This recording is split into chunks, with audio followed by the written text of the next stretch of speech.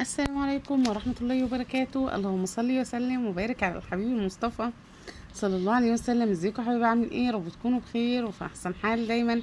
قبل ما نبدأ الفيديو بتاعنا اذكروا الله، الا بذكر الله تطمئن القلوب. لا اله الا الله وحده لا شريك له. النهارده باذن الله الفيديو حلو جدا جدا، وحبيت اشارككم كده الفرحه عندنا عباره عندكم الافراح كده يا رب. بس قبل ما ندخل على محتوى الفيديو عايزه اقول لكم صباح الورد وصباح الفل وصباح الياسمين وصباح كل حاجه حلوه. النهارده كده كان عندنا النفقه بتاعه العروسه اللي هي اختي الصغيره. حبيت اصور لكم كده اجواء الفلاحين، وصورت لكم كل حاجه، وكمان صورت لكم كمان بيت بابايا كله يعني، والعيله والناس كلهم. بصوا انا بس هنبدا. جبت لكم مقتطفات كده، هنبدا. بس انا نزلت النهارده دوره بط، وبرده هوريها لكم دلوقتي واقول لكم انا عملت ايه قبل ما امشي واروح عند بيت بابايا. اول حاجه كده عقبال ولادكم كلكم كل حبايبي، وعقبال حبايبكم وعقبال افراح عندكم.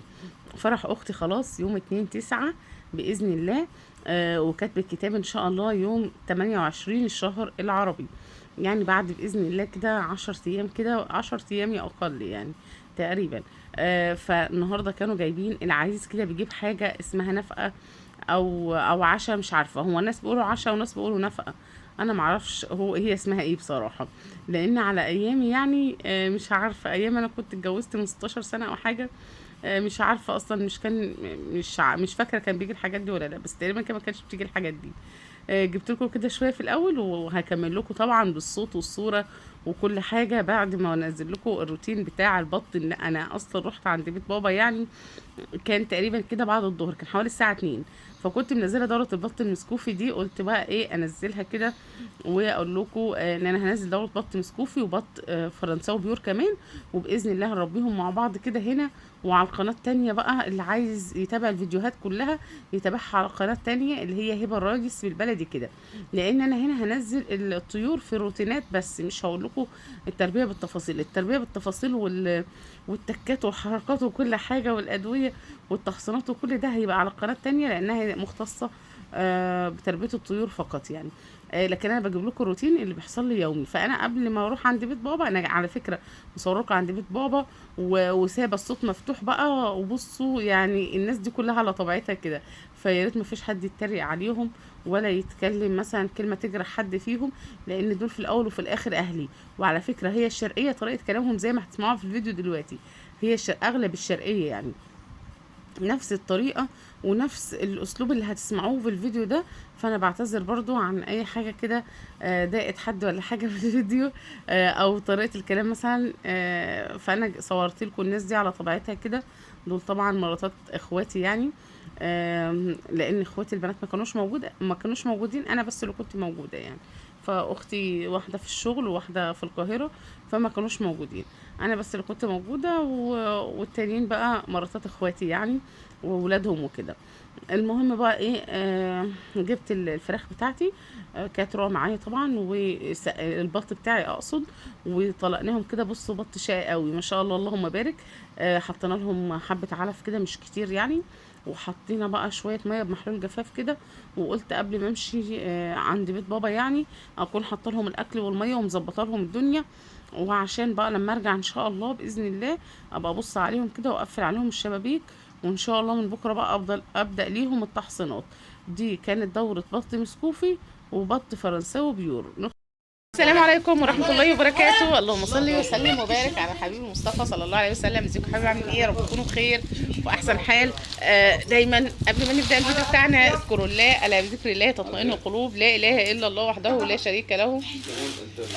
بصوا يا حبايب قلبي، حبيت اشارككم معانا كده فرحة الارياف او الفلاحين. ده كده يا عشاء ولا نفقه ولا ايه؟ عشاء. عشاء. ده عشاء العروسه اللي بيجي. بصوا يعني قبل الفرح باسبوعين تقريبا كده، الحاجات دي بتيجي كده تقريبا كده وبتترد تاني يعني. فالحاجات دي كده بتيجي تقريبا كده، بس الفاكهه طبعا ما بتتردش، بيجي مكانها يعني.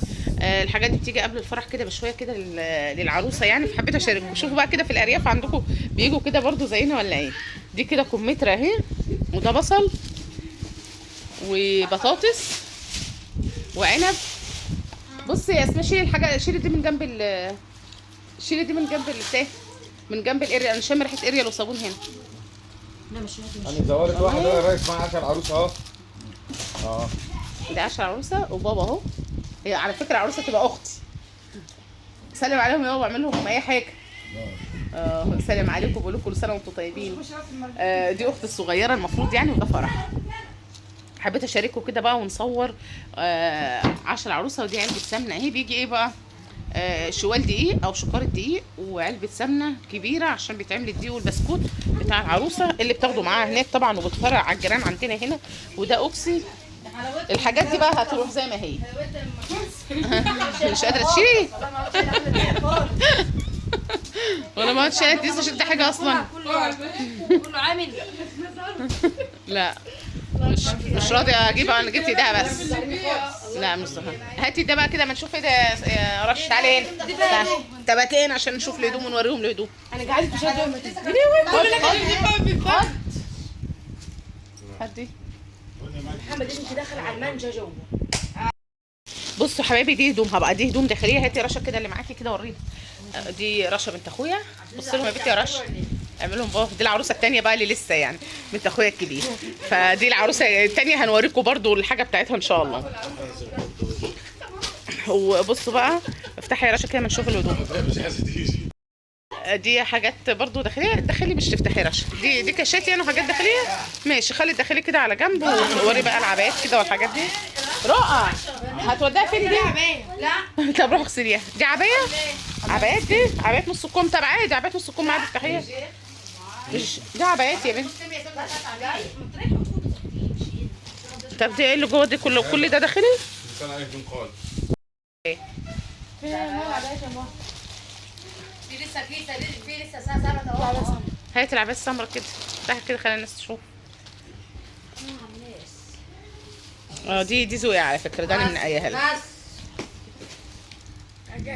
ما تسيبيه. بصوا دي العباية السمراء اهي. كمها جميله على فكره. انا جبتها حاجه كده ايه، أنا كنت بنقلها الهدوم يعني، فجبنا حاجه كده فسوريا عشان تبقى عروسه. عندنا بقى هنا النفقه بتيجي يعني العريس بيدفع كده مبلغ وبتديه، والعروسه بقى ايه تروح والعروسه بقى تروح تجيب هدوم كسوه ليها كده تاخد بقى ايه احسن. هدفكي في وشكي احسن. حما يا مودي منور. منور. عمالي جايب. افردي كده يا اسماء. افردي قصاد رشا كده. ما ارجع ورا شويه عشان ابين. بص دي عبايه. فين المانج؟ انت ماشيه من كيف الشارع يا شيخه. تعالي يا عبيط. انا هو الشيخه جبت كيف بقى في الشاشه اللي قوم هات المانجا انت وشيلها وحته. هاتي يا دي جميله دي. هاتي غيرها كده. ادي اسماء طبق. خدي اسماء طبقيه. ايه اللي حصل؟ بسم الله. بصوا دي عبايه ثانيه اهي برضو رسمه ثانيه. بتيجي بقى ايه مبلغ على يعني ده طبعا بتبقى على حسب امكانيات العريس يعني. العريس بيدفع حاجه كده هو يعني هو امكانياته برضو. دي الطرحه بتاعت العبايه السمراء. طبقي يا اسماء. خدي يا اسماء على حسب امكانياته بقى.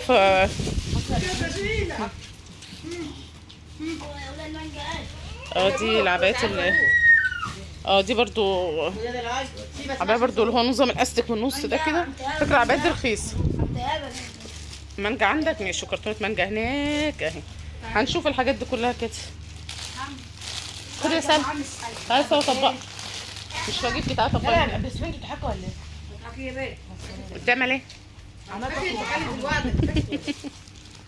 العباية دي برضو اهي شكلها جميل. ده سدال. سدال ايه حبة عنب. السدال بالطرحة بتاعته اهي. شكلها جميل يعني. لونه حلو. خدي يا اسماء. خدي يا اسماء. مش تديله يا بنتي لسه مش اتغسل ده. بطنه وجعان. يا مريم. لا والله. دي عباية تانية اهي اللي هي العبايات الكوريشة دي. تعالي يا محمد. خد كل. تعالي وريني امك. هاتي يا رؤى. خلاص يا عبد اصبري يا بنتي ما احنا هنعلمهم. خدي يا اسماء طبقها على طول. حطي في الكيس يلا. ودي عباية زي الزرقاء. يلا يا مريم حطيهم في طبق.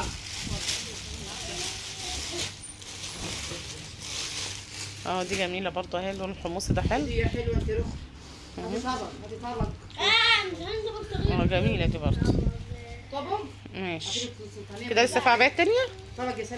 خدي يا اسماء، حطي كل واحده في كيستها. خدي وحطي الورقه لو عايز تحطي الورقه. خدي الورقه اهو. وحلوه على فكره يا جماعه، العبايه دي حلوه وطالعه موضه ورخيصه برضو. بصوا جميله يعني على فكره، سعرها رخيص جدا، مش فاكره ب 70 جنيه تقريبا.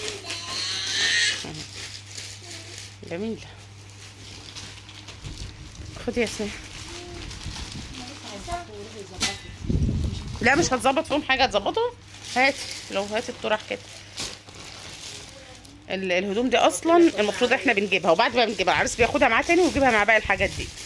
هو بقى نظام عندنا الفلاحين او الارياف بيبقى كده يعني. اللي عنده بقى النظام ده يكتب لي في الكومنتات برضو، ويقول احنا عندنا نفس النظام ده كده. افراح الفلاحين برضو بتبقى حلوه، ليها طعم كده. ودي بصوا كل عبايه بيجي لها طرحه لونها، يعني كل عبايه بيجي لها طرحه نفس الدرجه بتاعتها.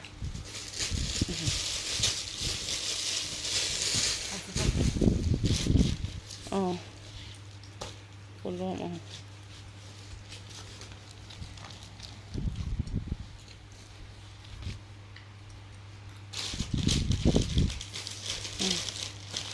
ده طرح تاني. دي بندانات. ماشي كفايه. طبعا جايلها بيجامات برضو، جايلها كاشات وعبايات نص كم، والحاجات اللي هي البيت دي كلها برضو موجوده في الاكياس اهي. دي كل حاجات. لكن الطرق اللي وريناكم العبايات بقى والحاجات اللي اصلا بتتلبس يعني قدام الكل، ودي كل الحاجات دي كلها بتيجي في سبت كده. تعالوا كده بقى نشوف الخضار اللي جه. خد البنطلون ده يا رشا. امال فين المكياجات بتاعتها؟ فين يا رشا؟ هنا السبت ده تمام. في حاجات. بصوا بقى جالها الشنطه دي كده اهي. الشنط دي تقريبا مش عارفه هي اللي اشتريتها ولا هم اللي اشتروها. هم اللي جايبينها. هم راحوا اشتروا لها زودوا يعني على الحاجات اللي احنا رحنا اشتريناها، وجابوا الشنط دي كده اهي. كخ يا حمد كخ. بصوا بقى الاتنين دول، ده محمد وده احمد، ده ابن اخويا. بس هتودي يعني انت بتثبت علينا احنا بنضربه كده قدام الناس. ده الشرير. بس محمد بصوا ده الشرير. ده الشرير اللي انتوا بتشوفوه كل يوم. وده صندل زي بتاعي اهو. ايه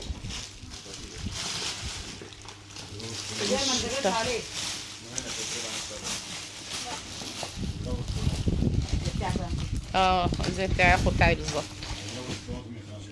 والشبشب برضو شبشب جميل. انا بصوا بقى الصندل ده عجبني، فانا جبت واحد منه حلو جدا، عامل 100 جنيه. مش غالي يعني. في حاجه تانية يا رشا هنا؟ امال فين المكياجات بقى؟ بصوا بقى ازاز برفان اهي، وكريم فاتيكا، وشامبو، و ده شاور تقريبا، وده ماسكات. انا واثقه ان الحاجات دي كلها مش هتستخدم اصلا. و ده بودره ولا رجاجو؟ انا ماليش في المكياجات قوي يعني، فما بعرفش فيهم كتير. وكريم اساس، وادي روج اهو. مسكره اهي. ايه الاقلام الكتير دي؟ اكتب الواجب. هيكتبوا الواجب. ايه دي؟ دي قلم احمر وقلم كحل وتحديد حواجب. ودي قلم كلهم شكل واحد يعني كده. فرنساوي. قلم فرنساوي طبعا. وشويه فرش يعني لزوم الدهان كده، وروش سايل. وايه تاني؟ مخمريه. وزيت. وروج ومشط وحاجات وبرفانات. امال ايه بقى الكراتين دي؟ دي زيت شعر. ايه الكرتونه اللي جنبك دي؟ دي افتحي كده.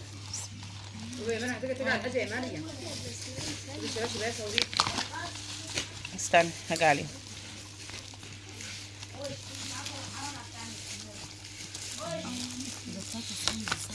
علبة. لا الفها الناحية التانية. كذا طبقة كده. ده احسن بتاع ياسمين. هي زي بالظبط. اسماء ياسمين. ياسمين. زي بالظبط. اه حلوة شكلها لذيذ برضو. لا مش جايبكي خالص ما تقلقيش، انا جايبه المكياج بس. دي بقى علبة المكياج اللي جابوها. اه بزعقلك اهو. لفها تاني زي ما لا بصي استني نزلي دول الاول كده. لا 8 ايوه. بصي دي بتتقلب كده. بس لف بقى كده حاجة تانية وقع هنا. فرشة. ممكن تكون فرش دي. لا مش موجود. في حاجة وقع مش عارفة. لا مش في حاجة. اهي تاني هانم. ودي الشباشب بقى بتاعت البيت يعني.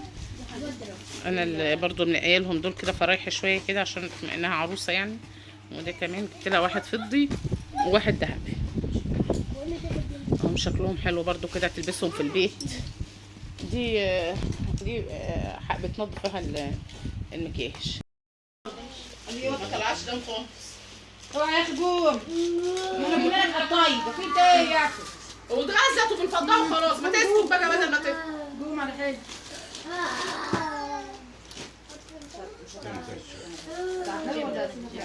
مش بره الدم ولا في اي حاجه عادي. خد يا مريم. احمد تحت القاع. يا مريم طب كده على السطح كده. ايه مش في حاجه والله. خد يا مريم طب على السطح. انا بقى سيب الولد مش طبيعي. درعت اهو. ملكت زعلنا عليك. جابوا بطن مش عارفه جابوا كام بطن يا شيخ؟ عارفه جابوا على البطن ولا ايه؟ جابوا خلي بالك بتاعت خيار البوكس. هاتوها طيب اهو. هاتي بقى هاتيها يا رش. هتعرف على النت جوم. دي انا هشيل دي جوه. حطيها فين؟ فين هي؟ في التربه جوه. شيلي راحت فين؟ طب هاتي بقى بوكس الخارج اللي وراها جبت عشان تصورها في البيت. لحظه بس خدي دي معاكي وجيبيها من جوه. لا طب بتحتاجوا. دي طماطم ياما. دي هتحطها في الثلاجه؟ لا انا بس بدي اعملها ايه؟ حاجه طريه واحط الجبن. هتخزنوها؟ ماشي بس شيلها. شيلها يا بنت جماد. شيلي معايا شيلي مريم. يا مريم قصادها ايه؟ هاتي يا راكد اهو. اكبر بوكس خيار. وعليكم تعالي هنا اهو. اللي بدك. انا بيضة. هاتي يا راكد هاتي يا على رشه بس مش تجيب وش عشان شعرها ايه؟ هاتي اديها بس وش. مشي يا محمد. مشي يا محمد. كسر السمك كسريه عادي بدل دي خيار. وقت الكوسه يا روحي جبت على الخيار؟ خياره بس دي مش عارفه رشه يا بنت. دي الكوسه اهي. انا متنوف علينا في كده. غسلي له طبق واديهوله. اوعى راسها من نغسل لك عملي محشي انا برضه عامل ايه؟ ايوه برضه عامل محشي ايه ده؟ الفرح؟ حلو حلو ان احنا؟ لا انا عادي انا عندي كوسه اصلا. بس تحكي يا محمد. روح. هنجاوب دي. عارفه الحاجات ده لو كانوا جابوها قبل الفرح كان احسن من كده. احمد. على الاقل كانت راحتينها زي ما هي كده وخلاص بدل ما هتاخدوا كده هتعملوا بها ايه؟ هتبوظ اصلا في الثلاجه وهتعملوا بها ايه؟ مريم. استنى بوفرت وبعدين الصباحيه. خدي يا مريم ودي يا مريم البتاع دي عند جد. ودي يا مريم ودي عند جد. بس جميلة.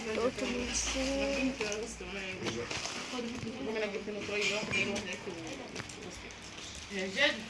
جيب حبتين لا لا مش انا عم يا محمد. نبدا يروحوا لها تاني يا حمد عزو. محشي فيها خل انا بدي اخد منجاي. ليه؟